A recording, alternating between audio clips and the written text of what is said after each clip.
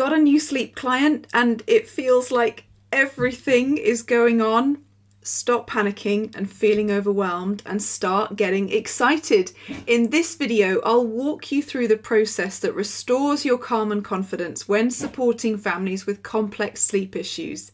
I'm Lindsay and I'm proud to have trained over 600 professionals in 48 countries through the Holistic Sleep Coaching Programme, the original evidence-based sleep programme for those who want to support families gently and holistically with sleep. People like Katie, who was an experienced midwife and thought she was pretty knowledgeable about sleep and supporting families, but used the sleep knowledge she found in the programme to expand her practice and help her feel confident guiding even the trickiest of cases while still maintaining responsiveness and prioritising attachment. So, how do you go from feeling like a rabbit in the headlights to pumped about complex sleep problems? Well, you do obviously need a thorough background understanding of sleep, which will elevate you from someone who knows a few facts about sleep cycles and a handful of sleep strategies to someone who feels comfortable in tricky situations because of their extensive evidence-based knowledge. But even when you've got a huge amount of knowledge, you'll never be in a situation where you've seen it all. Every single family and child has the potential to teach us something new, and we need to be humble about that. Learning is lifelong, after all. So what can help you to get from stuck to sure-footed, even in a complex case? How do you get to the stage where you feel excited about the really tricky challenges? You need a reliable framework. Let me explain. Many professionals utilise a structured framework for their assessments and consultations, including doctors, nurses, and allied health professionals such as physiotherapists. Having a structured plan for how to approach sleep challenges can really support you to grow in confidence for 3 big reasons. It makes you more efficient, so as you become familiar with a particular order of questions, you'll become faster and slicker with your process. It also keeps you safe. With this framework, you won't forget to ask the important questions because they become a routine. You won't miss out key pieces of information that could be crucial to you figuring out what's going on. And most importantly of all, you won't miss a red flag or a worrying sign that indicates a referral may be required. And finally, it means you can guide your brain down a familiar line of inquiry, which may help you to spot clues and patterns. Our brains look for patterns, and when you make it easy for yourself to find the clues, you're more likely to succeed. So, I'm assuming you've completed a sleep diary, so you have some data in front of you. It's common for newer and less experienced sleep coaches who are reviewing a sleep diary to become overwhelmed when you see the sheer scale of the problem and all the separate pieces of information and data. It can feel mind-blowing, and many people tell me they simply don't know where to start. It's like all the information is up in the air and they don't know how to make sense of it and bring it to heel. Let's calm the chaos and bring order to this confusion with 4 easy first steps: sleep totals, red flags, parent goals, and quick wins. I'll take you through why following this framework guides your thinking and helps you come up with a succinct and sensible action plan with the family you're working with. Let's go. So let's start with the sleep totals. You might wonder why I suggest looking at this even before we consider red flags. Well, red flags are crucial and we absolutely need to cover them, of course, and we will. If you prefer, you can consider red flags first. That's up to your preference. The reason I don't is that, to be honest, most children have no sleep pathology. Sure, there are often things we need to think about, but the one thing nearly all families need to understand better is total sleep times. There is so much misinformation about sleep amounts. The majority of parents believe that their child is getting less sleep than they need, or are worried about whether their child gets enough sleep. In fact, this is often a primary motivator to contact a sleep coach in the first place. The other reason this is a good place to start is that unpacking the sleep totals and distribution of sleep will guide your next move. If a child is getting access to an unrealistically high amount of sleep, then stripping that back to a more realistic and age-appropriate pattern will be transformative. If the naps are suboptimally timed, adjusting those could be enough to stop bedtime drama, false starts, or multiple night wakes. Finally, this is often the easiest and quickest way to improve sleep. The small changes you can make aren't going to take weeks to see results. You'll see them in days, which can obviously be wonderful for families and children, both in terms of sleep, but also for their confidence and trust in you. Okay, but back to the red flags. These are signs or clues that there may be an underlying problem to rule out. This is a vital part of an assessment because fundamentally you cannot and should not attempt to treat a health or feeding problem with a sleep solution.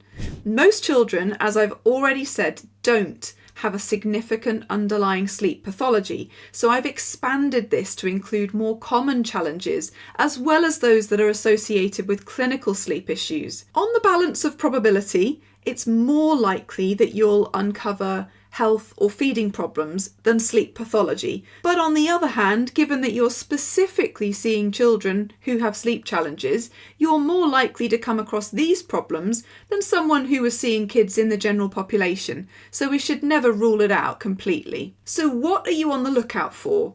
Some symptoms that you should be screening for include weight or feeding problems. This includes faltering growth, weight loss at any age, painful breastfeeding, difficult feeding experiences, feeding aversion, ongoing, unresolved or evolving feeding challenges with either breast or bottle feeding, or problems with eating solid food. These little ones should definitely be getting input from their doctor, a lactation specialist, public health nurse, and potentially a dietitian, occupational therapist, or speech and language therapist, depending on what the issue is and their medical background. Mouth breathing, snoring, and sleep disordered breathing.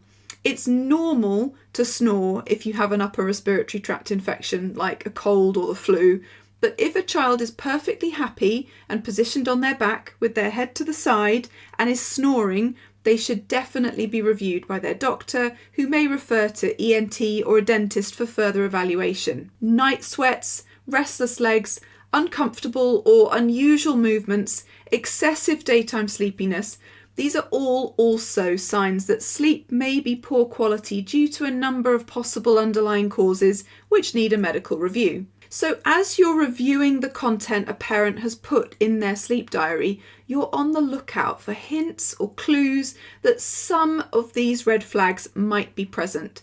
That's going to partly depend on what questions you ask, but also how a parent chooses to interpret and answer the questions. Sometimes they may not explicitly mention a red flag, but it may be hinted at. This is your cue to ask more questions. So you've worked out whether it looks like there's an issue with the sleep totals and whether there are any red flags you need to ask more about. So far, so good. The next thing you need to get your head round with a chunky sleep problem is what the parent goal is. There's a few things to think about here. What exactly is the goal, and is it well defined? Sometimes people who are really tired just say nebulous things like, "I just need more sleep." And many of us, me included, can relate to that kind of frantic desperation when you're in the trenches of sleep deprivation. But this needs further probing and breaking down into more manageable, definable chunks. This might be something you need to remember to discuss with your client on your consultation. Getting clear on the goals helps you to know where to prioritize action and change. How urgent is the parent saying the problem is? I always recommend providing some sort of scale of urgency to help objectively score the degree of urgency. That's because we're all different. We cannot assume we all have the same thresholds for finding sleep challenging. One parent may describe hourly waking as manageable because their child is bed sharing and is easy to resettle, whereas another parent might describe 2 wakes per night as a crisis because it takes 2 hours to return to sleep after each of those wake-ups. Scaling this means you're going into the consult knowing how much capacity the parent has. If it's a crisis, they may need to see some results quite quickly, or they may lack the capacity for a very labour-intensive strategy at night. But we don't want to project how we would personally feel about their situation. If it's not an emergency, this may change what strategies we suggest. And how realistic is the goal? Occasionally, we need to gently educate a parent about realistic expectations. For example, if they describe their goal as their 4-month-old sleeping 12 hours per night, this is not universally realistic for 2 reasons. First, while some 4-month-olds spontaneously sleep without a feed at night, this is highly unusual on a population level. And second, 12 hours sleep overnight, whether fragmented or unbroken, is highly unusual in children under the age of 2. At this age, 9 to 10 hours of fragmented sleep is much more common. Knowing whether the goal is realistic helps us to navigate the conversation and potentially manage expectations around timescales and whether a goal is even achievable. Sometimes the goal might need to be adjusted, but intentionally going through these goals and considering them as you read the diary will help you go into the consult knowing where the family is at and what they hope to achieve by working with you. And finally, with all that background thinking, your brain will start to kick into gear, thinking of the possible solutions. Try to think of the low-hanging fruit first. That's because when parents are exhausted, a solution that yields fast results is not only compassionate, it also improves outcomes across the board. These are commonly nighttime and bedtime adjustments and timings, dealing with red flags and hacks for that, as well as any necessary referrals. Maybe there's a more comfortable way of feeding or getting some support with a health situation, which would lower the stress and difficulty. Dealing with any food and nutritional issues. While this is not necessarily within the scope of practice of every sleep coach, you can signpost to qualified infant feeding, health, dietetic, or nutritional advice for support with food, eating, allergies, weaning, and other feeding challenges. Explore parental emotional well-being, self-care, and co-parenting. Consider lifestyle adjustments like outside time, exercise, movement, food, and hydration. Remember to think about connection, play, and fun. Filling up a child's love tank often improves sleep without even thinking about sleep.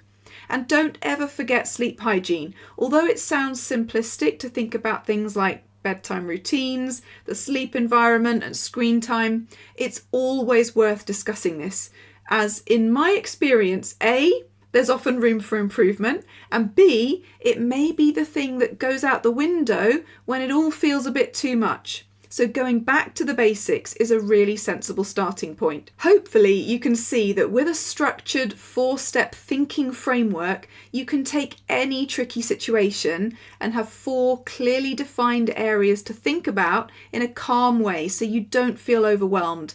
These 4 areas are relevant for every single consult and form the skeleton structure of your conversation with families, starting with sleep totals, checking for and ruling red flags in or out, considering parent goals and expectations, and thinking of your quick wins gets you off on the right footing. You can structure your consultation around these 4 building blocks, and further discussion will lead you and the parents towards a solution that feels manageable and appropriate. So, rather than a scattergun approach, panic and overwhelm, incorporate a structured framework into your consults for less fear and more focus. And if this has resonated and you'd love to offer this kind of compassionate, family-centred and holistic support for families who want effective and responsive sleep solutions, then book a call to see if we're a good fit. All you need to do is click the link below. And if you enjoyed today's video, don't forget to hit like and subscribe. Speak to you soon.